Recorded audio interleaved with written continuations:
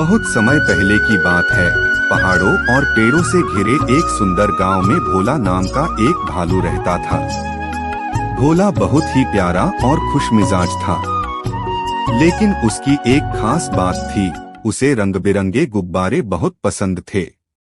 भोला हर रविवार को जंगल के पास वाले मेले में जाकर अलग अलग रंगों के गुब्बारे खरीदता।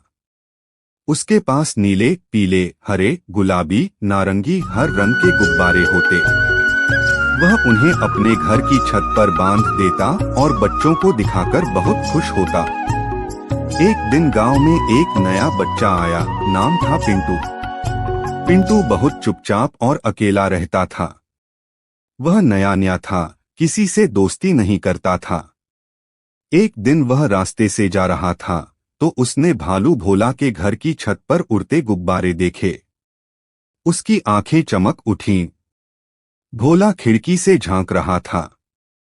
उसने पिंटू को देखा और आवाज लगाई, अरे छोटू, क्या तुम गुब्बारे पसंद करते हो? पिंटू थोड़ा सकुचाया, लेकिन बोला, हाँ, बहुत। भोला मुस्कराया और एक सुंदर लाल गुब्बारा नीचे फेंक दिया। पिंटू ने खुशी से उसे पकड़ा और पहली बार हंसा।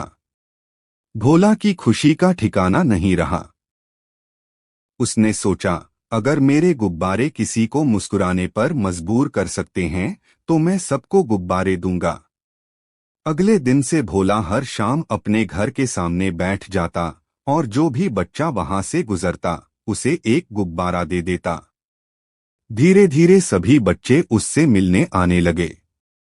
भोला अब गुब्बारे वाला भालू बन गया था। लेकिन एक दिन कुछ अजीब हुआ। सुबह जब भोला उठा तो देखा कि उसकी गुब्बारों की टोकरी खाली है। हाय राम, मेरे सारे गुब्बारे कहाँ गए? वह चिल्लाया। उसने हर कोना छान मारा, लेकिन गुब्बारे नहीं मिले।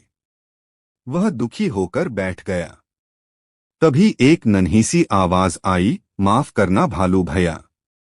भोला ने देखा, सामने पिंटू खड़ा था। उसके हाथ में कुछ फटे हुए गुब्बारे थे।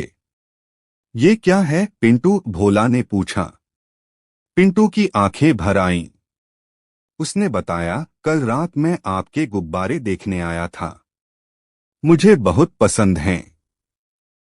मैंने सोचा एक आध छुपाकर रख लूं, लेकिन गलती से सारी टोकरी गिर गई और गुब्बारे फट गए।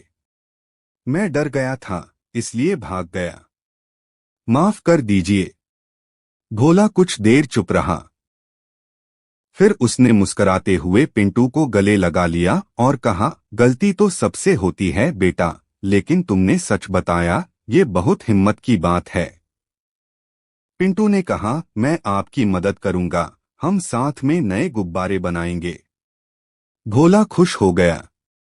उसने पिंटू के साथ जाकर मेला लगाया, ढेर सारे गुब्बारे खरीदे। फिर गांव के बच्चों को बुलाकर कहा, अब से हम सब मिलकर गुब्बारे क्लब बनाएंगे, हर हफ्ते सबको एक नया रंग मिलेगा। बच्चे तालियां बजाने लगे। सभी ने मिलकर भोला के घर के बाहर एक बोर्ड लगाया, खुशियां बांटो, गुब्बारे पाओ। उस दिन से हर बच्चा वहां आता, गुब्बारा लेता और बदले में एक प्यारी सी मुस्कान देता। और पिंटू, अब वह सबसे मिलकर हंसता, खेलता और कहता, सबसे प्यारा दोस्त है हमारा गुब्बारे वाला भालू।